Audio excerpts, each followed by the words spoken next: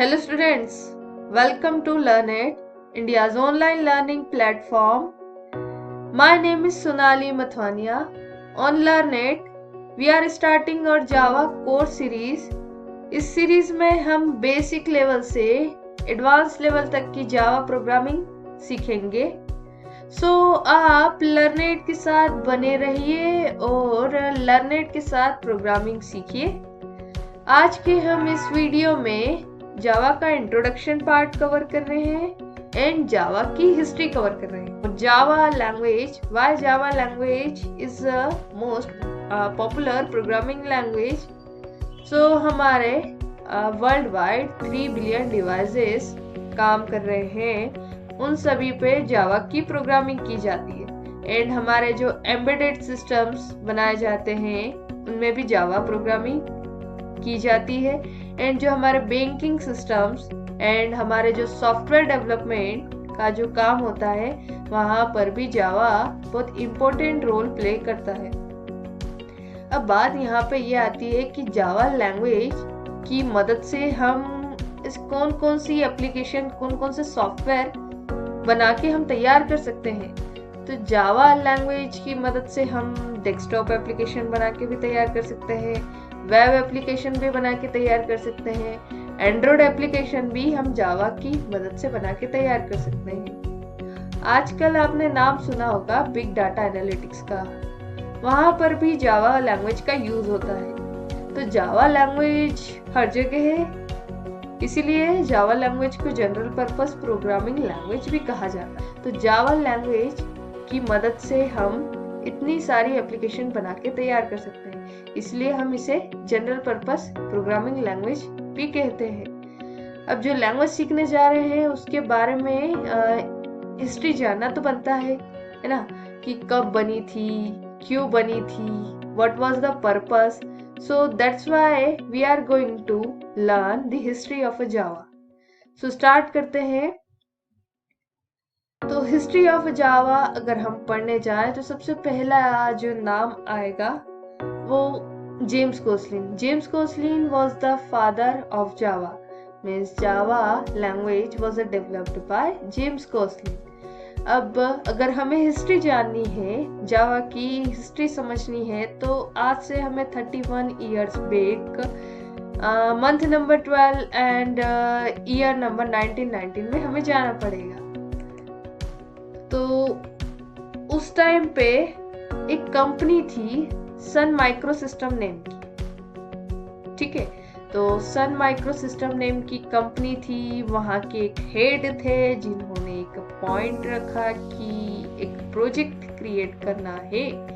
तो किस टाइप का प्रोजेक्ट क्रिएट करना है? इस टाइप का प्रोजेक्ट क्रिएट करना है कि जो इलेक्ट्रॉनिक डिवाइसेस जो होते हैं नेटवर्क पे, जितने भी इलेक्ट्रॉनिक डिवाइस होते हैं उन सभी पर वो सिस्टम या जो प्रोजेक्ट क्रिएट करना है वो काम करे। अब now what is a electronic device and what is a network? तो ये जो बेसिक टर्म है हम समझते हैं सबसे पहले व्हाट इज अ नेटवर्क। तो नेटवर्क क्या होता है? It is a collection of nodes which are connected on a network। तो यहाँ नेटवर्क क्या है? It is a collection of nodes. Nodes किसे कह रहे हैं हम? ये सारे कंप्यूटर्स, ये कंप्यूटर्स जो कनेक्टेड है एक नेटवर्क पे।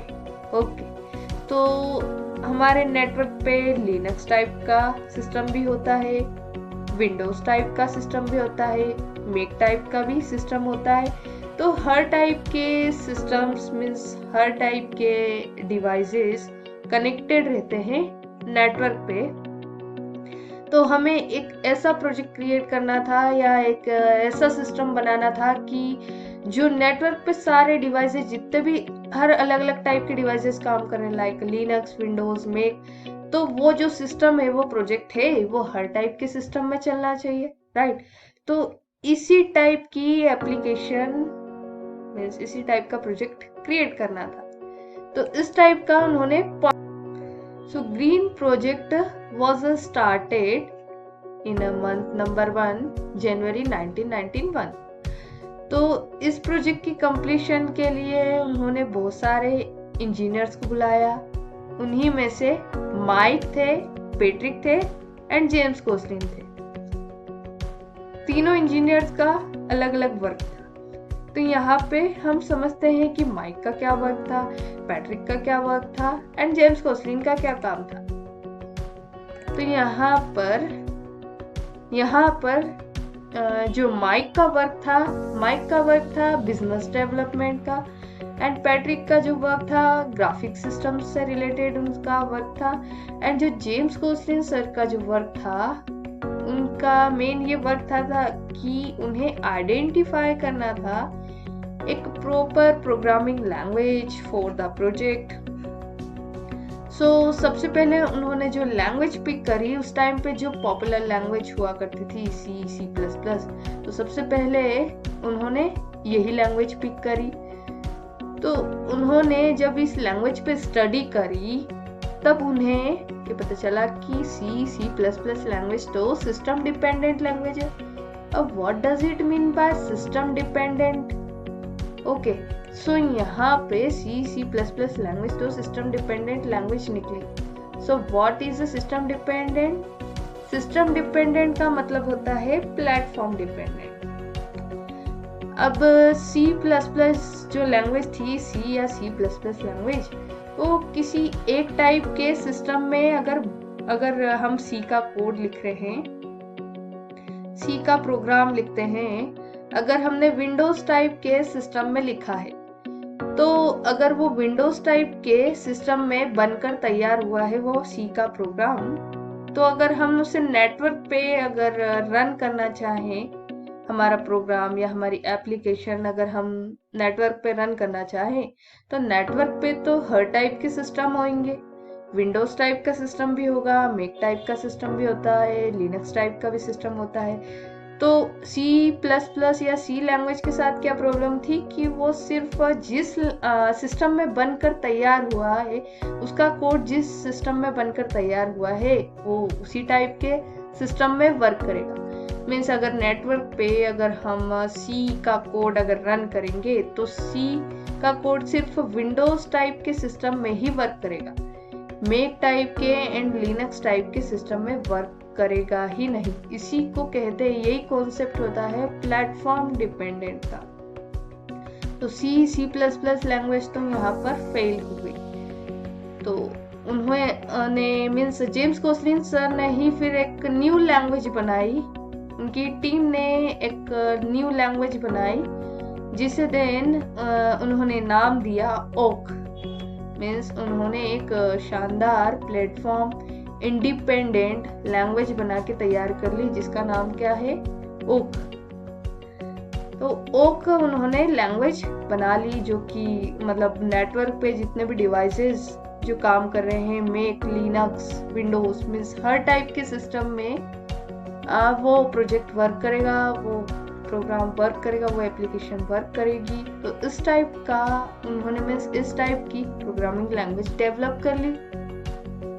अब होता है ना, जैसे कि हम न्यू प्रोडक्ट लॉन्च होता है मार्केट में, तो अगर हमने उस प्रोडक्ट को बनाया है तो हम क्या करवाने जाते हैं, उसे पेटेंट, या फिर अगर कोई सी न्यू वेबसाइट बनाई है तो हम उसे क्या करवाते हैं, कॉपीराइट करवाते हैं कि ये हमने बनाई है, इस पे हमारा अधिकार है, हम कहते हैं। तो सेम वे जो लैंग्वेज डेवलप की थी जेम्स कोसलिन सर की टीम ने, ओक लैंग्वेज, तो वो भी उसे क्या करने गए, रजिस्टर्ड करवाने गए। तो ओक लैंग्वेज जब वो रजिस्टर्ड करवाने गई, ओक नाम का कोई सा दूसरा प्रोडक्ट मार्केट में अवेलेबल था, तो वो ओक नाम तो दे नहीं पाए, उनकी लैंग्वेज है। तो फिर उन्हें एक न्यू नाम सोचना था, उनकी टीम को एक न्यू नाम सोचना था कि क्या नाम दिया जाए जो हमने इतनी अच्छी लैंग्वेज बना के तैयार करी है। अभी भी हम जैसे अगर स्टडी करते हैं, राइट, तो स्टडी करते हैं तो बीच बीच में हम स्नैक्स लेते हैं, ड्रिंक लेते हैं, राइट, कॉफी लेते हैं, टी लेते हैं। तो सेम वे जब वो लैंग्वेज डेवलप कर रहे थे तो वो बीच बीच में कॉफी पिया करते थे, कॉफी पीने का रूटीन चलता था पहले। तो उन्होंने ये सोचा कि कॉफी का भी एक इम्पोर्टेंट रोल है, क्योंकि अगर हम कॉफ़ी नहीं पीते तो हमारा माइंड वर्क नहीं करता और इतनी अच्छी शानदार लैंग्वेज डेवलप ही नहीं होती। तो उन्होंने ये कहा कि गुड क्वालिटी की कॉफ़ी कहाँ से एक्सपोर्ट होती है। ओके, तो उन्हें एक जगह का नाम पता चला जो कि उस टाइम पे था जावा आइलैंड। तो यहीं से गुड क्वालिटी की कॉफ़ी एक्सपोर्ट होती थी। तो इसीलिए उन्होंने यहीं से इस लैंग्वेज का नाम था जावा चूज कर लिया। और 23 जनवरी 1996 में जो जावा लैंग्वेज है, जावा लैंग्वेज का JDK 1.0 वर्जन मार्केट में लॉन्च कर दिया। तो जावा का जो नाम है वो भी कॉफ़ी पर ही है और जो इसका सिंबल है वो भी coffee and saucer, you can see in this logo.